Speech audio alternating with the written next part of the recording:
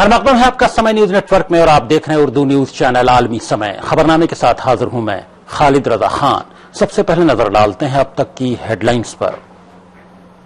आलमी समय हेडलाइंस प्रस्तुत करते हैं Kesh King, the king of hair oil.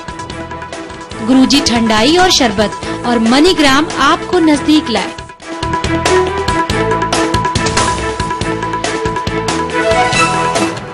Bihar में महाइत्तेहाद में सीटों का ऐलान। असेंबली की 243 सीटों में से जेडीयू 101, आरजेडी 101 और कांग्रेस 41 सीटों पर लड़ेगी इंतखाबात। उम्मीदवारों का भी ऐलान। चंपारण रैली में मोदी सरकार पर जमकर बरसे राहुल गांधी। कहा सूट बूट की सरकार हड़प रही है किसानों की जमीन। बीजेपी ने किया पलटवार। एकता यात्रा कर रहे हार्दिक पटेल और 78 हामियों को हिरासत में लेने पर हंगामा। पटेल तख्ता ने किया चक्का जाम। 24 घंटे के लिए नेट खिदमात भी बंद। राजधानी दिल्ली में डेंगू से अब तक 21 लोगों की मौत। मरीजों की तादाद में तेजी से इजाफा। इलाज में मुफीद माना जा रहा बकरी का दूध हुआ महंगा। और मुल्क शाम के मसले पर अमेरिका और रूस के बीच पहली बार मुज़ाकरात। बातचीत के बाद रूस ने लड़ाका तैयारे भेजे शाम।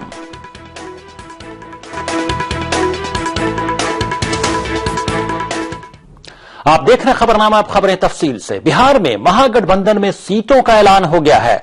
बिहार असेंबली इंतखाबात की 243 सीटों में से जेडीयू 101 पर, आरजेडी भी 101 पर और कांग्रेस 41 सीटों पर इंतखाबात लड़ेगी। बाकी बची 3 सीटों को इत्तेहाद के साथियों ने आपस में एक एक बांट लिया। सीटों को लेकर जुमे को नीतीश कुमार के घर मीटिंग हुई। पहले खबर आई थी कि सीटों के बंटवारे से कांग्रेस नाराज है और मान मनोवल चल रहा है। आरजेडी और जेडीयू चाहते थे कि कांग्रेस की 40 में से 10 सीटों पर उनके उम्मीदवार कांग्रेस के इंतखाबी निशान पर चुनाव लड़ें।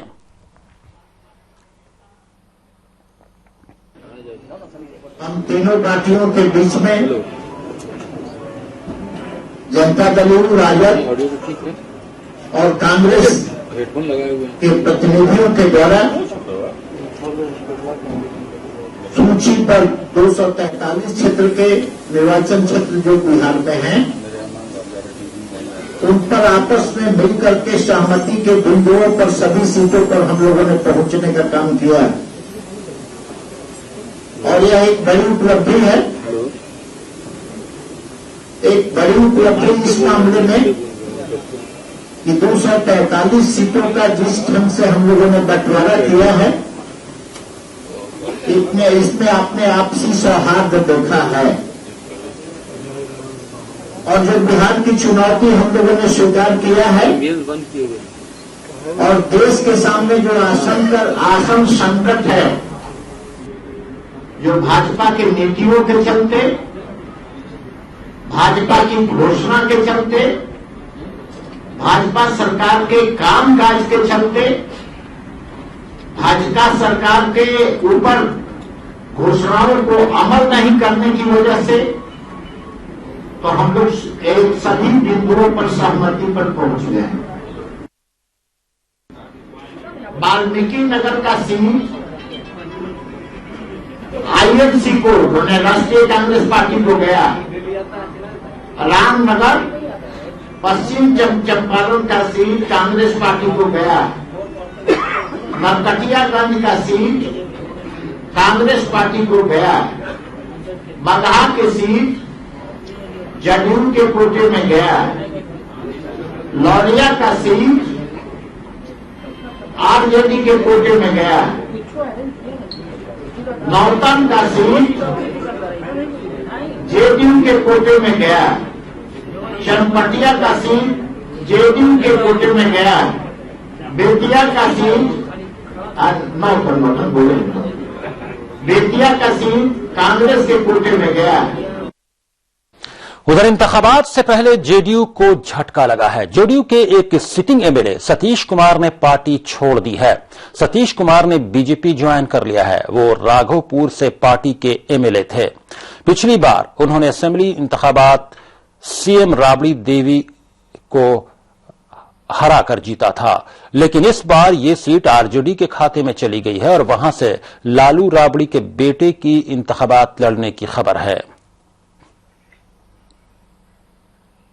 बिहार असेंबली इंतखाब के लिए लोक जनशक्ति पार्टी ने भी अपनी पहली फहरिस्त जारी कर दी है। इसमें पहले मरहले में आने वाली 12 सीटों के उम्मीदवारों के नाम शामिल हैं। इससे पहले पार्टी के पार्लिमानी बोर्ड की मीटिंग हुई। मीटिंग में बिहार असेंबली के लिए पार्टी उम्मीदवारों समेत कई अहम इश्यूज पर गौर खौज हुआ। पार्टी ने कहा कि सीटों के तालमेल पर अब कोई तातुल नहीं है, सारे मसले हल कर लिए गए हैं और पार्टी सिर्फ इंतखाब पर फोकस कर रही है। पार्टी ने कहा कि बिहार में एनडीए को अक्सरियत दिलाना ही सिर्फ निशाना है।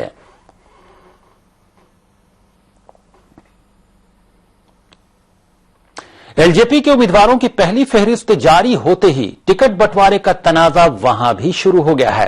पार्टी के सदर रामविलास पासवान के खिलाफ पार्टी में बगावती आवाजें बुलंद होने लगी हैं। पार्टी की रुकने पार्लियामेंट वीना देवी ने रामविलास पासवान पर कुंभा परवरी का इल्जाम लगाया है। राजगी है सीट के चलते हैं तो वो तो होवे करता है। पार्टी जब इतना बराबर है, अभी 15 दिन पहले मांझी मिले हैं तो उनका मनमानी हो रहा है। 20 सीट मिल गया, उसके बाद दबेदारी कर रहे हैं जो हमारे चिराग पासवान जी का जो क्षेत्र है उसमें। ऐसा तो नहीं होना चाहिए।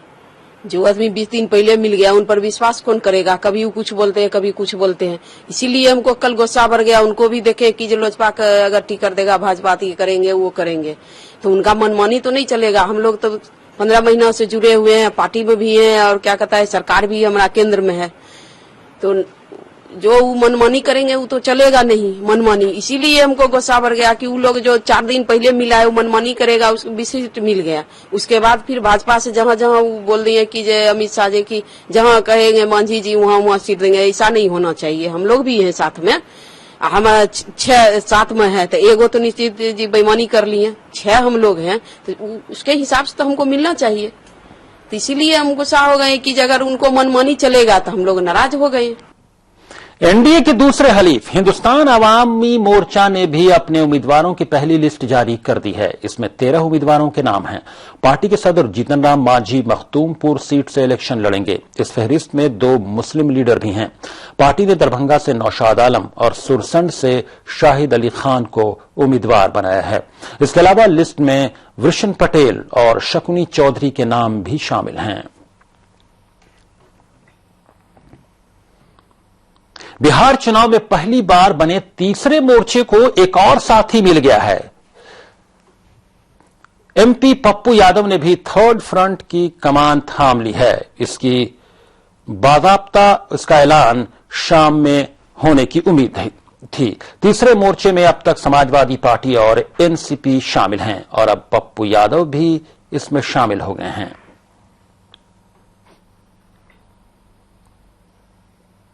बिहार में असेंबली इंतखाबी सरगर्मियां तेज हो रही हैं। बिहार के इंतखाबी दौरे पर पहुंचे कांग्रेस के नायब सदर राहुल गांधी मोदी सरकार पर जमकर बरसे।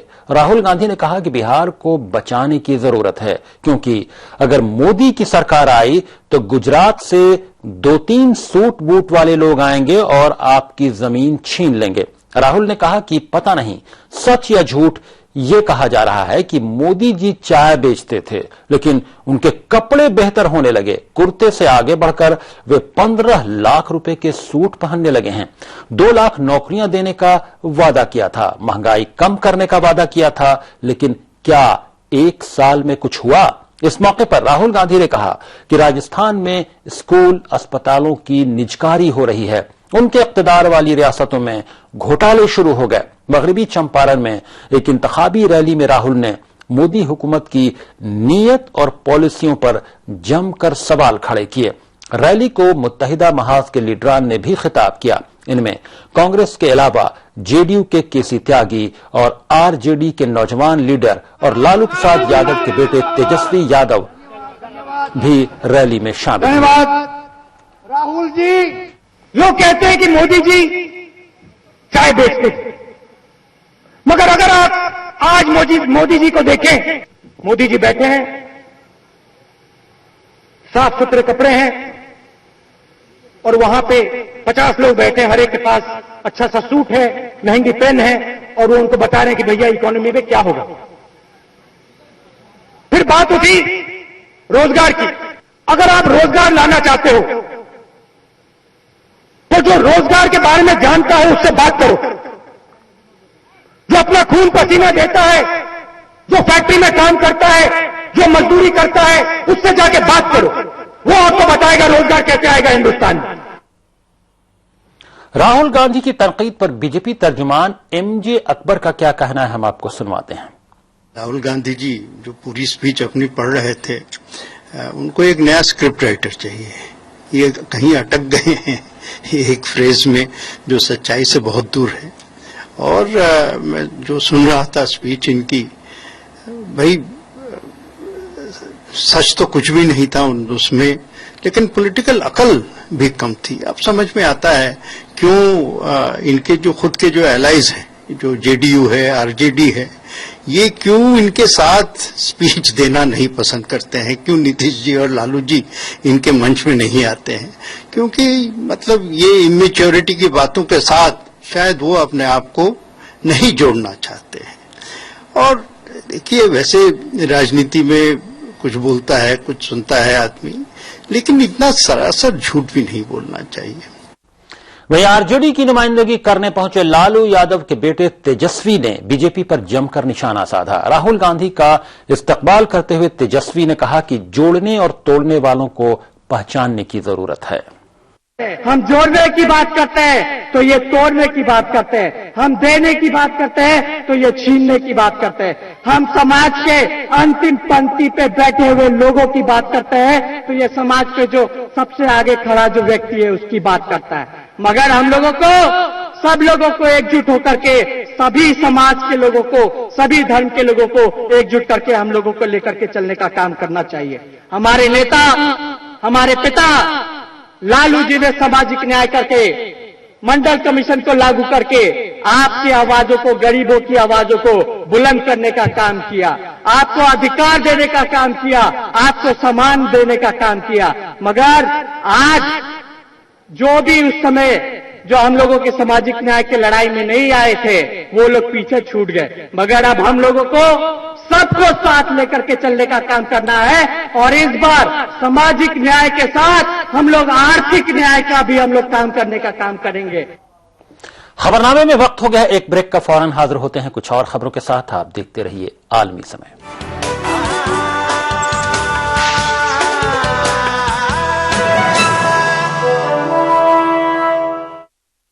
PCPNDT एक्ट के तहत लिंक जांच या चयन करना या करवाना या इसमें किसी भी तरह का प्रचार या सहायता करना कानूनन जुर्म है।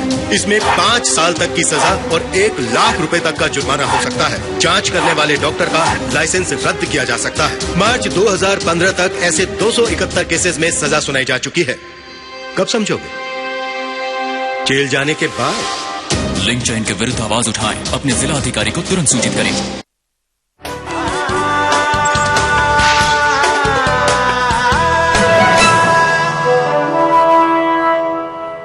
ब्रेक के बाद आलमी समय में आपका फिर खैर मकदम है। आप देख रहे हैं खबरनामा। एकता यात्रा की शुरुआत करने जा रहे पटेल लीडर हार्दिक पटेल को सूरत में हिरासत में ले लिया गया। गुजरात पुलिस उन्हें वराछा पुलिस स्टेशन ले गई। हार्दिक के साथ पटेल तहरीक में सरगर्म उनके 18 हामियों को भी हिरासत में लिया गया। हार्दिक पटेल का कहना है कि रियासती हुकूमत और पुलिस उन्हें डराना चाहती है, लेकिन वो अपने हामियों से अमन की अपील करेंगे। जबकि पुलिस का कहना है कि मंजूरी नहीं मिलने के बावजूद हार्दिक एकता यात्रा निकालने के लिए बजिद थे, जिससे उन्हें हिरासत में लेना पड़ा। वहीं पूरी रियासत में कई जगह पर पाटीदार समाज के लोग चक्का जाम करने की कोशिश कर रहे हैं, जिसे देखते हुए सभी हसास मकामात पर पुलिस और नीम फौजी दस्तों को तैनात कर दिया गया है। वहीं इंतजामिया ने मुतासर इलाकों में 24 घंटे के लिए इंटरनेट की खिदमत को भी बंद करा दिया है। मैं वही बात कर रहा हूँ,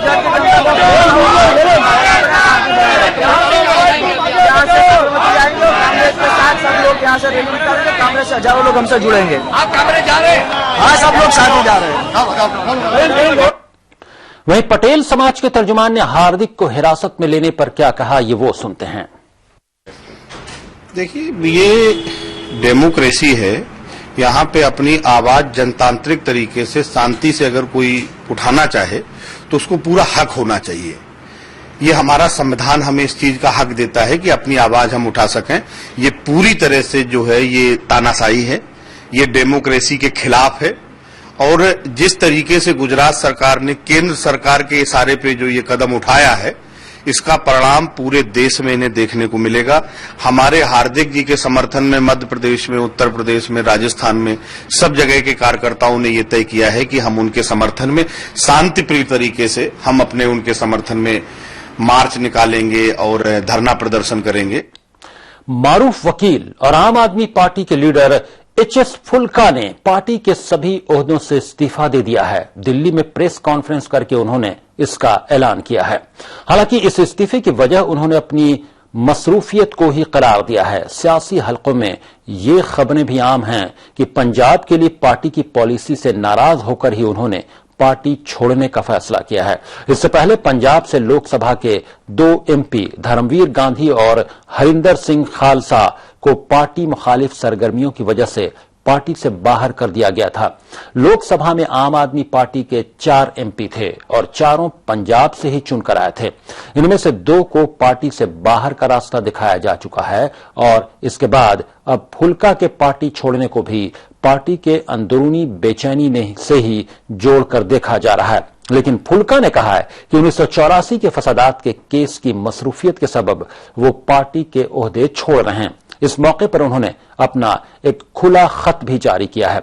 अपने खत में उन्होंने कहा कि सारे हिंदुस्तानियों और खासकर पंजाबियों को 25 सितंबर को अक़वाम मुत्तहिदा के सामने उस वक्त मुजाहरा करके 1984 के मुजरिमों को सजा दिलाने का मुतालबा करना चाहिए जब वज़ीर-ए-आज़म नरेंद्र मोदी अक़वाम मुत्तहिदा में खिताब कर रहे हों। आम आदमी पार्टी के लीडर एचएस फुल्का के इस्तीफे पर कांग्रेस और बीजेपी का क्या कहना है, आइए वो सुनते हैं। आम आदमी में बहुत मारामारी है पंजाब में। अब उन्होंने क्यों किया है तो वही बता सकेंगे, लेकिन इसमें हम लोगों को आश्चर्य नहीं होगा कि आपस के झगड़े की वजह से, ग्रुपबंदी की वजह से पंजाब के आम आदमी पार्टी के संगठन में उसकी वजह से उन्होंने रिजाइन किया होगा। अंदर सब कुछ ठीक ठाक नहीं है और जिस उद्देश्य को लेकर के ये पार्टी बनी थी, जिन मापदंडों को लेकर के ये पार्टी बनी थी, जिस तरीके से एक आंतरिक लोकतंत्र, स्वराज्य और बहुत सारी चीजें इस पार्टी में अन्ना जी का आंदोलन हुआ था, तब लोगों के बहुत सारे सपने थे, तो उस तरह से पार्टी बनी। लेकिन जिस तरीके से एक एक करके पार्टी से जो बहुत काम करने वाले लोग थे, पार्टी का बेस थे, उनको पार्टी से हटा दिया गया। दिल्ली और आसपास डेंगू का कहर जारी है। डेंगू से हुई मौतों की तादाद बढ़कर 21 हो गई है। दिल्ली में ही नहीं, दीगर इलाकों में भी लोग इसकी जद में आते जा रहे हैं। गुड़गांव के अस्पताल में भी डेंगू से एक मौत की खबर है, जहां इंटरनेशनल लेवल के साबिक कबड्डी खिलाड़ी प्रताप कबलाना की इस बीमारी से मौत हो गई है। उधर दिल्ली में डेंगू के बढ़ते कहर पर जुमेरात को ही दिल्ली हाईकोर्ट ने मरकज और दिल्ली हुकूमत को नोटिस दिया है। हाईकोर्ट ने दोनों सरकारों से डेंगू से निपटने की तदाबीर के बारे में पूछा है। दोनों सरकारों को 24 सितंबर तक नोटिस का जवाब देना है। कोर्ट ने 2 हफ्तों के अंदर हलफनामा पेश करने के अहकाम भी दिए हैं।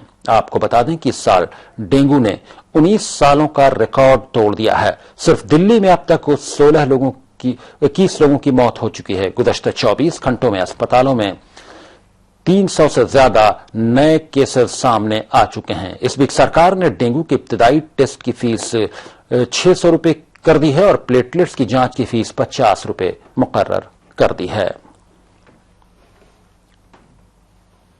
की हुई है, घबराने की बिल्कुल आवश्यकता नहीं है। जैसा आपको पता होगा, लास्ट वीक हमने कहा था 1000 बेड हम बढ़ा रहे हैं। ऑलरेडी उनका सबका बढ़ा चुके हैं। 3 नए hospitals, Deepchand Bandhu hospital Ashok Vihar, super speciality hospital Janakpuri, super speciality hospital Tahirpur, Rajiv Gandhi जो है, तीनों जगह 200 बेड का इंतजाम कर दिया गया है। बाकी 400 बेड हमने किसी हॉस्पिटल में 10 बेड, किसी में 20 बेड, किसी में 15 बेड बढ़ा दिए हैं। 1000 बेड का इंतजाम कर दिया गया है। प्राइवेट हॉस्पिटल्स में 795 बेड्स को कल हमने टेम्परेरी रजिस्ट्रेशन दिया गया है 3 महीने के लिए, डेंगू और फीवर की ट्रीटमेंट के लिए। 50 नए फीवर क्लिनिक्स मंडे से स्टार्ट हो जाएंगे। इस दौरान सीएम अरविंद केजरीवाल ने वजीर सेहत सतीश जैन के साथ दिल्ली के कई अस्पतालों का दौरा करके हालात का जायजा लिया। इस दौरान उन्होंने मरीजों और तीमारदारों से मिलकर उनकी परेशानियां जानने की कोशिश भी की। उधर दिल्ली के लेफ्टिनेंट गवर्नर नजीब जंग और सीएम अरविंद केजरीवाल के बीच जंग जारी है। दिल्ली के अफसलान को लिखे एलजी के खत के बाद सीएम केजरीवाल ने पीएम मोदी को खत लिखा है। खत पर तबसरा करते हुए केजरीवाल ने क्या कहा, ये वो सुनते हैं। मैंने यही कहा है कि इस टाइम ये लड़ने झगड़ने की क्या जरूरत है, 2 महीने बाद लड़ लेंगे। इस टाइम जब सारी दिल्ली सरकार, दिल्ली के मंत्री, मैं खुद, सारे हम लोग डेंगू से लड़ने में लगे हुए हैं, जनता के बीच में जनता को डेंगू से राहत दिलाने में लगे हुए हैं, तो इस टाइम एक चिट्ठी लिखना दिल्ली की सरकार के सारे ऑफिसर्स को कि भाई चुनी हुई सरकार की बात मत मानना, जो चुनी हुई सरकार की बात मानेगा उसके खिलाफ एक्शन लिया जाएगा, उसकी तनख्वाह रोक दी जाएगी, ये ठीक नहीं है, गलत चीज है। एमसीडी ये भी कह रही है कि पैसा आप लोगों की तरफ से रिलीज नहीं हुआ था काफी, उसकी वजह से जितना पैसा देते हैं सारा खा जाते हैं, कितना ही दे दो उनका पेट नहीं भरता। आप उनका हिसाब ले लो, जितना पिछली साल दिया था उससे ज्यादा ही दे दिया उनको। पैसा पैसा पैसा पैसा। दवाई छिड़कने के लिए कौन सा पैसा चाहिए बताओ? दवाई छिड़कने के लिए तो कोई पैसा नहीं चाहिए। 10,000 आदमी है उनके दवाई छिड़कने वाले, उनको तनख्वाह दे रहे हैं, तो उनको लगाओ, क्यों नहीं लगा रहे?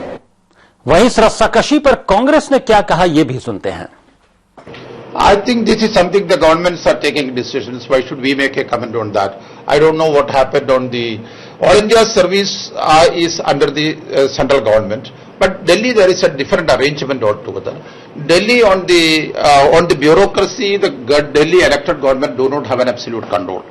On the law and order, on the land, on the bureaucracy, government of Delhi has limited roles to play. Mr. Kejriwal also understands fully well before coming to power that what is his power and what is the limitations. So beyond that, if he cannot, he wants to go, he cannot go.